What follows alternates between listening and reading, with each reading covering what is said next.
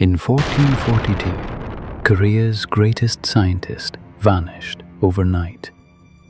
No trial, no explanation, no grave. The official reason? A broken royal palanquin. The greatest engineer of his age, brought down by a chair. Does that make sense to you? His name was Jang Yeong-sil. Born a slave, rose to become the man who controlled time itself in Joseon Korea. Was his fall a terrible accident or a carefully planned political execution? Today, we follow the trail of one of history's most chilling mysteries. His father was a refugee, a Han Chinese man swept into Korea when the Mongol Empire collapsed.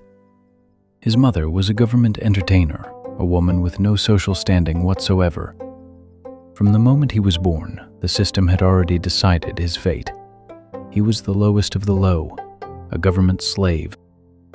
But he had one thing no one could take from him: his hands, and what they could build. He could work iron, fix machines, build things no one else could imagine. King Sejong noticed first. Then his son, King Sejong, kept him close. If Europe had Leonardo da Vinci, 15th century Korea had Jang Yeong-sil. But promoting a slave to royal court? That shook the entire government. A senior official was furious. How can we place the son of an entertainer in a position of honor? Another official pushed back. A talent like his must be kept at the king's side. King Sejong's will prevailed. Against all tradition, Jang Yeong-sil was given rank. It was the most extraordinary promotion in Joseon history. In 1421, King Sejong made an unusual request to the Ming Dynasty, the most powerful empire in the world at the time. He asked permission to send 3 of his men to study their astronomical instruments and texts. One of those 3 men was Jang Yeong-sil. The Ming court agreed. They opened their books. They showed him their instruments. But there was an invisible line. You may look, you may not go further. After a year of study, Jang Yeong-sil returned to Joseon carrying a mountain of knowledge. And then, something remarkable happened. From his hands, Korean science exploded. First, he replicated what he had seen in Ming China: water clocks, astronomical devices. He rebuilt them from memory, but he didn't stop there. The old water clocks required a human operator, someone awake all night, watching, waiting, then striking a bell by hand. One mistake, and that person faced severe punishment. Jang Yeong-sil built a clock that needed no human at all. At the right hour, mechanical figures would strike the bell and beat the drum, automatically. Korea's first fully automated clock, centuries before the West would attempt anything like it. King Sejong said this: "Without this man, it could never have been made." He didn't stop. He built a device that tracked time, seasons, and the rhythms of farming, all in one. Nothing like it existed anywhere in the Ming Dynasty. This was Korea's own invention. And then he thought about the people, ordinary people, people who couldn't read. He designed a public sundial placed in the streets for everyone to use. Instead of numbers, he used 12 animals, so anyone could read the time. Korean science had reached a level the world had rarely seen. But beneath this brilliance, something dark was growing. The aristocrats, men who had spent their entire lives studying Confucian texts, were watching, and they were not pleased. A former slave, receiving the king's favor, rising to senior military rank, it was unbearable to them. They whispered among themselves, "Technology is nothing but the lowly craft of inferior men."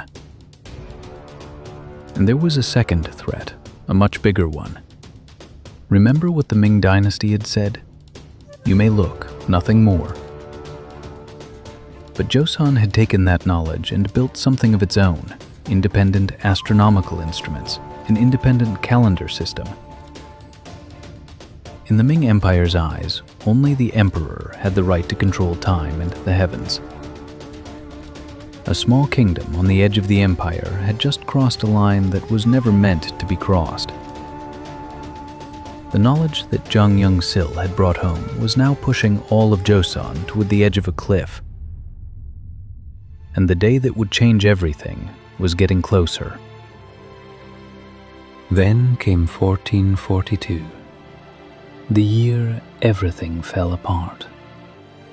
King Sejong was preparing to travel to a hot spring resort for medical treatment.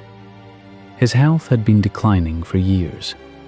Jang Yeong-sil had personally supervised the construction of the royal palanquin, the king's ceremonial carriage. Before the journey even began, the palanquin collapsed. The king was not inside, he was not harmed. But the court moved immediately. The records state this: Jang Yeong-sil has failed in his duty to safeguard the king. He must be imprisoned and punished. Think about that for a moment. The greatest engineer of the age, the man who built automated clocks, who designed instruments that no other civilization had imagined. And we are supposed to believe he couldn't build a sturdy chair? Something doesn't add up. Historians have been asking this question for centuries, and two theories have emerged. The first theory, a calculated trap. The aristocrats who had resented Jang Yeong-sil for years finally saw their opportunity. They deliberately sabotaged the palanquin, then pointed the finger directly at him. One man, one broken palanquin, an entire career erased. The second theory is even more unsettling. What if King Sejong himself orchestrated this? Sejong could feel the pressure from Ming China closing in. Joseon had gone too far. The technology was too advanced, too independent. So the king made a cold calculation. Remove Jang Yeong-sil from sight, give him a minor charge, let the storm pass. Not a punishment, a protection, hidden in plain sight. If this is true, then the king who called him irreplaceable was the same man who sacrificed him. There is one detail that makes this even harder to ignore. At almost the exact same moment Jang Yeong-sil was being thrown into prison, Joseon was announcing something to the world. The world's first standardized rain gauge. A device to measure rainfall scientifically, consistently, across an entire kingdom. The man who helped build the foundation for that technology was sitting in a prison cell. He was given 80 strokes of the rod, stripped of all rank, dismissed from the court, and then nothing. From that day forward, his name disappears from every record in Joseon. Every single one. No one knows when he died. No one knows where. No one knows how. The man who built Korea's clocks simply ran out of time. Imagine what he must have felt. The fear that his own genius had put his kingdom in danger. And then, the king he had served his entire life turned his back. The loneliness of that moment. We will never fully know.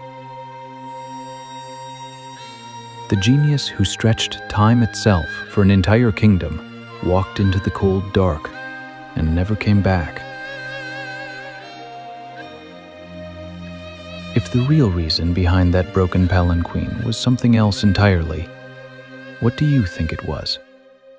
Leave your answer in the comments. I'll be reading every single one.